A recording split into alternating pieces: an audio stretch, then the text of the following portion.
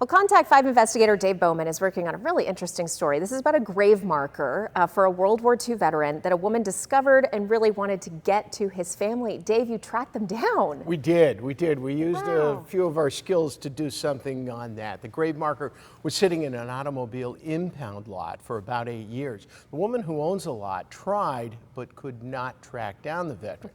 Now, the marker, as you can see here, had the name of the veteran, George Grant Whiddon Sr. And we could tell by the marker that he served in the Navy during World War II and he died in 1978. Brandy Cook and her husband owned City Towing in Boynton Beach. They also owned some rental homes, including one in Lantana. Now, she says former tenants left without a forwarding address, but they left the Whiddon grave marker in the backyard.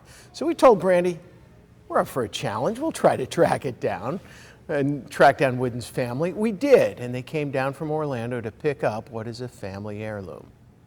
Well, it's unbelievable. Here it is. Kept it for safekeeping. It's very important. If this was one of my family members, I would definitely want to have this back in my family, back with the rightful owners or owner. Yeah. Well, I thank you for contacting this guy. He didn't waste any time getting in touch with us. Yeah, no problem. You're welcome. Thank you so much. No problem. Glad I got returned to somebody. Well, that grave marker is now in the possession of George Whiddon Jr., the man you just saw there. He's going to display it at his home. There's no burial site because his father's ashes were spread over the Everglades more than 40 years ago. Wow. So tell us, how on earth did you learn of this story in the first place? We were doing a story last week, a couple weeks ago, on a woman, who happens to be Brandy Cook, who helped lead to an arrest. She found a thumb drive with kiddie porn on it for a car that was impounded.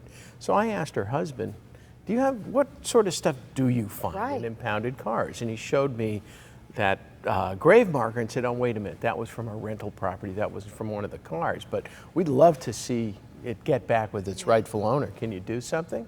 And how hard was it to track down the Whiddon family? It was actually pretty hard at the beginning because you saw that plaque. It was cleaned up, but it had a lot of mildew and everything on it. It looked like the last name was Whiddons, plural. We went on Google, we went on death certificates and couldn't find anything.